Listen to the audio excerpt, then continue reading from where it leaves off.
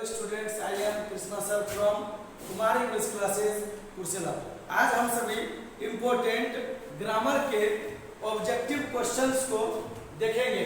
उनमें से सबसे पहला क्वेश्चन आ गया मेरा ही dash succeed if he works hard. आप सभी एक आपका सेंटेंस में if plus subject plus V1 या V5 प्लस ऑब्जेक्ट का प्रयोग किया गया हो तो आप उसके पहले आने वाले सेंटेंस में शैल या विल का प्रयोग करेंगे। किसका करेंगे? शैल या विल का प्रयोग करेंगे। तो ही है, ही के साथ हमने बताया है किसका प्रयोग होता है? विल का। ही के साथ किसका प्रयोग होता है? विल का। इसीलिए इसका आंसर हो जाएगा आपका ए नंबर। क्या होगा? He will succeed if he works hard. दूसरा क्वेश्चन आ जाता है dash you lend me your pen. याद रहे यहाँ पर क्या आप मुझे अपना कलम देंगे, तो यहाँ पर क्या हो जाएगा? मेरा यू है। हमने बताया है कि यू के साथ क्या लगता है? मेरा विल का प्रयोग किया हुआ रहेगा, इसलिए इसका आंसर क्या होगा? Will. Will you lend me your pen. फिर नेक्स्ट देखते हैं ही रन हार्ड लेस्ट। एक बात याद रहे, यदि वाक्य में आपको लेस्ट शब्द का प्रयोग किया हुआ है तो subject plus should plus V1 plus object का हमें प्रयोग करना है। यदि आपके वाक्य में लेस्ट शब्द का प्रयोग किया हुआ है और आपको ऑक्सिलरी वर्ब का है चुनने के लिए, तो आप उसमें शुड को चुने। किसको चुनना है? शुड को। इसीलिए इसका आंसर क्या हो गया? मेरा ए नंबर हो गया। फिर next he is dash his room. वह अपने कमरे में है, स्थिरता का बोध करा रहा है, इसलिए इसका आंसर जो है वह इन हो जाएगा। He is preparing dash his exams. वह तैयारी कर रहा है अपने एग्जाम्स के लिए। जब कोई व्यक्ति किसी के लिए कुछ करता है तो उसमें प्रीपोजिशन फॉर का प्रयोग किया जाता है।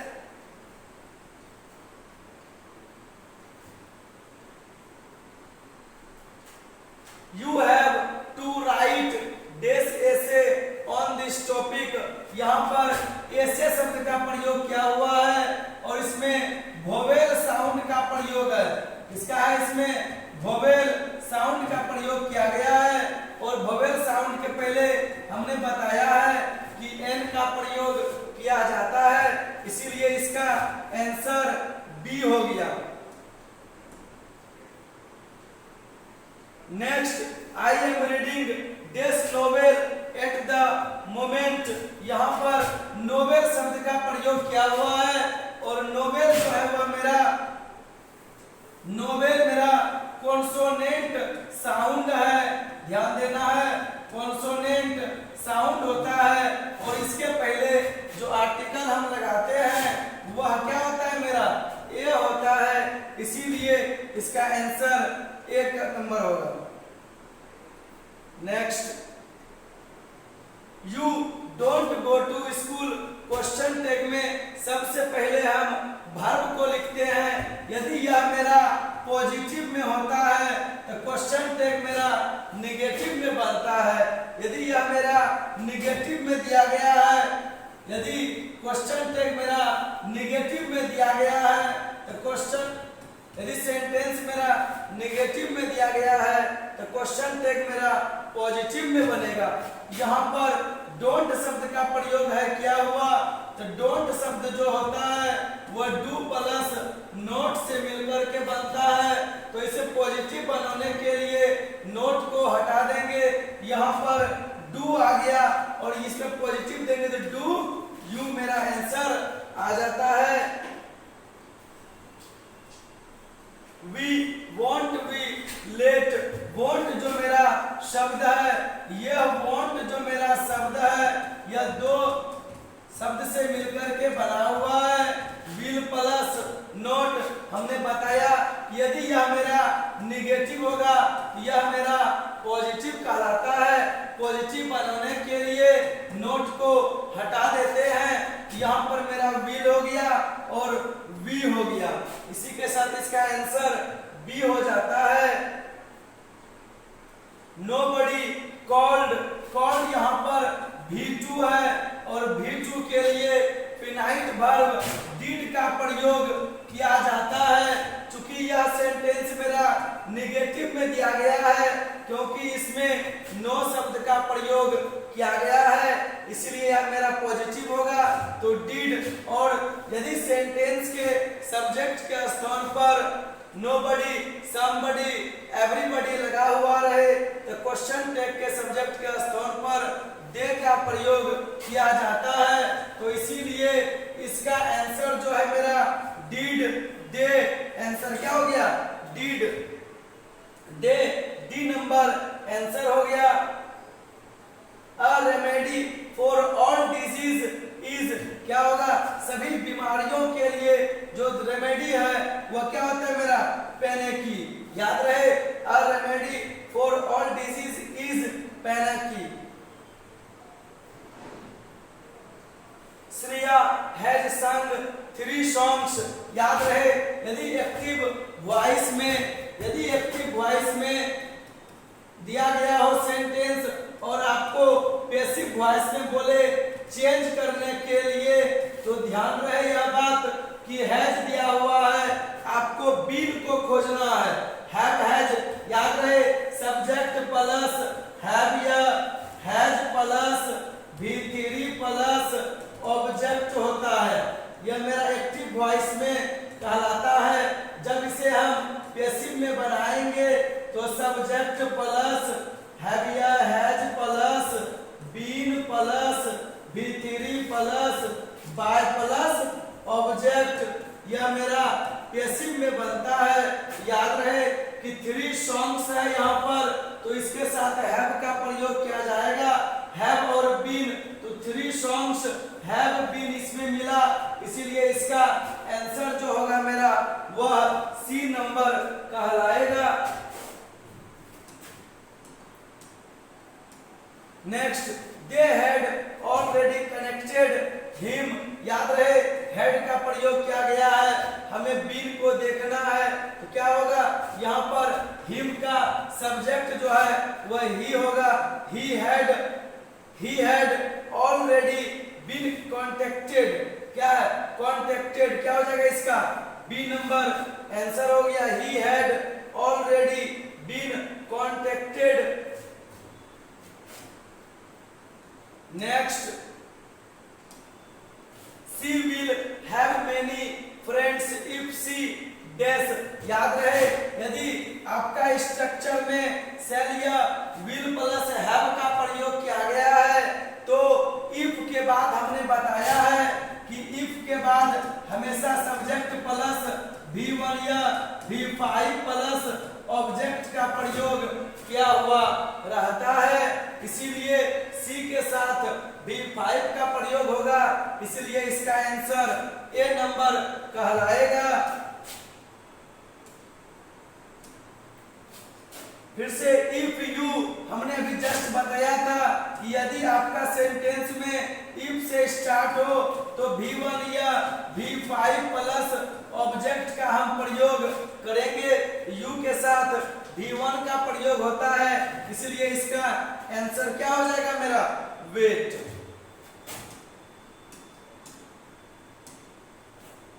Find the correct indirect speech. याद रहे नरेशन का यह क्वेश्चन दिया गया है। He said to interviewer could. यदि आपका रिपोर्टेड स्पीच इंटरोगेटिव सेंटेंस में दिया गया हो तो इनडायरेक्ट स्पीच में इन्वर्टेड कोमा के बदले इफ या वेदर का प्रयोग करेंगे। तो इफ या वेदर किसमें है, एक इसमें है और एक इसमें प्रयोग किया हुआ है। उसके बाद यू सेकेंड पर्सन ऑब्जेक्ट के अनुसार ऑब्जेक्ट क्या है मेरा इंटरव्यूअर, तो ही का प्रयोग इसमें भी है, ही का प्रयोग इसमें भी है। यदि क्वेश्चन में प्लीज शब्द का प्रयोग क्या रहता है, तो इनडायरेक्ट में प्लीज या काइंडली शब्द को हटा देते हैं, इसमें नहीं दिया गया है और इसमें शब्द का प्रयोग क्या हुआ है, इसलिए मेरा आंसर क्या बन जाएगा, इसका डी नंबर हो जाएगा। Next, Pavan said to me if I hear any news. हमने यह भी बताया है यदि रिपोर्टिंग वर्ब पास्ट में रहेगा तो रिपोर्टेड स्पीच में पर्सन के साथ साथ वर्ब को भी बदलना पड़ता है। तो पवन सेंटेंस मेरा सिंपल में है तो इंट्रोगेटिव के बदले डेट का प्रयोग क्या हुआ रहेगा, सब में डेट का प्रयोग क्या हुआ है, इफ भी सब में लगा हुआ है, आई है मेरा फर्स्ट पर्सन सब्जेक्ट के अनुसार पवन, ही भी सब में प्रयोग किया हुआ है। अब यहाँ पर V1 या V5 यदि रहता है तो उसे V2 में बदलते हैं। तो हियर का हियर जो है वह सिर्फ एक इसमें दिया हुआ है और एक इसमें दिया हुआ है, मतलब B और C जो है वह कट हो गया। अब एनी न्यूज इसमें भी है, एनी न्यूज इसमें भी है, आई है फर्स्ट पर्सन सब्जेक्ट के अनुसार, सब्जेक्ट क्या है मेरा, ही इसमें भी है, ही इसमें भी है। अब आई के साथ सेल लगता है लेकिन ही के साथ क्या लगता है मेरा, विल लगता है। तो विल का पास्ट क्या होता है मेरा, वुड होता है। क्योंकि यहाँ पर विल ही लिख दिया और यहाँ पर वुड लिखा, यहाँ मिला ना, इसीलिए यह भी गलत हुआ और यह क्या हो गया मेरा, सही हो गया। तो इसका आंसर क्या हो जाएगा मेरा, डी। नरेशन के हर एक नोट पॉइंट को देखना बहुत ही जरूरी होता है ताकि कहां पर कौन सा वह मिस किया हुआ है, इस चीज को ध्यान देना पड़ता है। The young man promised her that, याद रहे इनडायरेक्ट स्पीच में द नेक्स्ट डे का प्रयोग किया गया है। Man promised her, the young man said that I first person subject के अनुसार ही। अब यहाँ पर वुड का प्रयोग किया गया है तो हमें विल को देखना है, विल बी हियर। इसका याद रहे कि आई फर्स्ट पर्सन सब्जेक्ट के अनुसार सब्जेक्ट क्या होगा मेरा, ही, और यहाँ पर विल शब्द का प्रयोग किया गया है इसलिए मेरा क्या लग जाएगा, यहाँ पे वुड का प्रयोग होगा। और यहाँ पर हियर है तो वहां पर देयर का प्रयोग होगा। और द नेक्स्ट डे इसमें भी दिया गया है और द नेक्स्ट डे इसमें भी दिया गया है। यदि मेरा डायरेक्ट स्पीच में हियर शब्द का प्रयोग होता है तो इनडायरेक्ट में देयर शब्द का प्रयोग किया जाता है, इसीलिए इसका आंसर जो है वह डी नंबर कहलाएगा। Hari said to me, Hari told me, inverted comma के बाद सिंपल सेंटेंस में प्रयोग किया हुआ है। तो दैट को हम देखेंगे, दैट सभी जगह है, आई फर्स्ट पर्सन सब्जेक्ट के अनुसार सब्जेक्ट क्या है, हरी, हरी में ही का प्रयोग होगा और ही सब में दिया गया है। चूंकि रिपोर्टिंग वर्ब मेरा पास्ट में है तो वर्ब को भी बदलना पड़ेगा। तो वर्ब विल है तो क्या करेंगे, उसको वुड में बदलेंगे और वुड मेरा सिर्फ इसी दो में है, would go to the market. हमने बताया कि टुमारो शब्द जैसे ही डायरेक्ट स्पीच में आता है तो उसे हम द नेक्स्ट डे में बदल देते हैं, इसीलिए इसका आंसर जो है वह डी नंबर हो जाएगा। We dash our own vegetables always, याद रहे यदि वाक्य में always, never, often, occasionally इन सभी शब्दों का प्रयोग किया हुआ रहेगा तो उस सेंटेंस को हम प्रेजेंट इंडेफिनिट टेंस में बनाते हैं और इसका स्ट्रक्चर जो है वह सब्जेक्ट प्लस V1 या V5 प्लस ऑब्जेक्ट का प्रयोग होगा और वी शब्द के साथ हमेशा वर्ब का पहला रूप लगता है, इसीलिए इसका आंसर जो है वह ए नंबर हो जाएगा।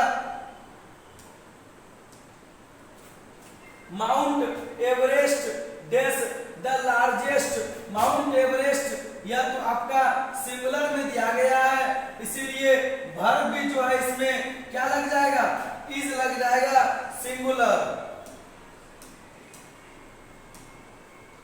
Can I speak to Vineet, याद रहे क्या मैं विनीत को बोल सकता हूं, yes you are speaking to, Vineet के लिए ही ऑब्जेक्ट का प्रयोग करना है, तो हमने बताया है ही का ऑब्जेक्टिव केस जो है वो हिम होता है, इसीलिए इसका आंसर जो है वो क्या हो जाएगा, बी नंबर। ही डिसाइडेड डेस इंजीनियरिंग, ध्यान रहे दो प्राइमरी वर्ब, दो प्राइमरी वर्ब या दो एक्शन वर्ब के बीच में हमेशा वर्ब का पहला रूप, दो एक्शन वर्ब के बीच में हमेशा टू का प्रयोग किया जाता है। याद रहे यह बात कि टू के पहले वाला एक्शन वर्ब किसी भी रूप में हो सकता है, लेकिन टू के बाद वाला वर्ब हमेशा पहला रूप में ही होता है। तो यहाँ पर भी एक्शन वर्ब का प्रयोग किया गया है और इसमें भी एक्शन वर्ब का ही प्रयोग किया हुआ है, इसीलिए दोनों के बीच में हम टू वाला को खोजेंगे, एक यहाँ टू है और एक यहाँ पर टू है। हम टू के बाद हमेशा वर्ब का पहला रूप को देखते हैं, इसीलिए इस टू के बाद यह मेरा वर्ब का पहला रूप है और यह मेरा वर्ब का चौथा रूप है, इसलिए मेरा आंसर क्या हो जाएगा, इसमें बी नंबर हो जाएगा। Next, we dash the party now, याद रहे यदि सेंटेंस में नाउ शब्द का प्रयोग किया हुआ है तो इसे हम बनाते हैं प्रेजेंट इम्परफेक्ट टेंस में, किस बनाते हैं, प्रेजेंट इम्परफेक्ट टेंस में, और इसका स्ट्रक्चर जो है वह subject plus is are am plus V4 plus other word का प्रयोग करते हैं, इसीलिए यहाँ पर वी शब्द का प्रयोग है, इसलिए मेरा आंसर क्या हो जाएगा, are planning. We should rely, याद रहे रिलाई के साथ हमेशा ऑन का प्रीपोजिशन प्रयोग किया जाता है, इसलिए इसका आंसर जो है वह बी नंबर हो जाएगा।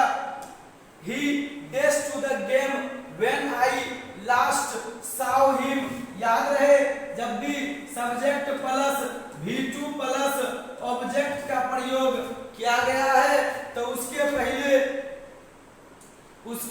पहले क्या लग जाएगा, मेरा सब्जेक्ट प्लस वाज या वेयर प्लस V4, वाज ही के साथ क्या लग जाता है, मेरा वाज गोइंग, याद रहे क्या हो जाएगा, ही was going to the game when I last saw him।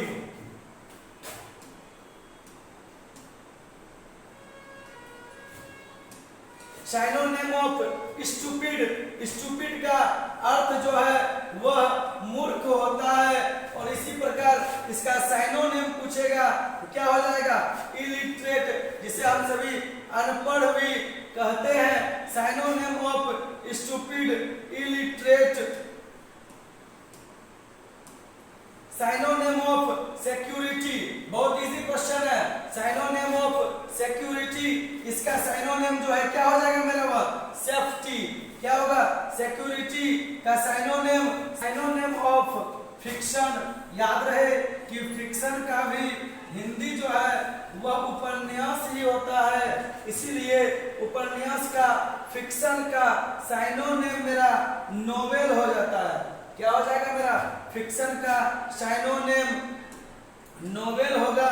Next, synonym of सी, सी का अर्थ देखना और लुक का भी अर्थ क्या हो जाता है मेरा, देखना, बहुत इजी है, कहीं कोई दिक्कत नहीं है। नेक्स्ट, साइनोनिम ऑफ पास, पास का साइनोनिम जो है वह क्वालिफाई होता है, पास का साइनोनिम क्या हो जाएगा मेरा, क्वालिफाई। साइनोनिम ऑफ स्टेरिल, याद रहे स्टेरिल का मतलब जो है वह बंजर होता है, इसीलिए इसका साइनोनिम बैरन कहलाएगा। क्या कहलाएगा? बैरन। स्टेरिल का synonym barren. Synonym of fever, fever का अर्थ जो है वह कमजोर होता है, और इसीलिए फीवर का साइनोनिम जो है वह क्या हो जाएगा मेरा? वीक हो जाएगा।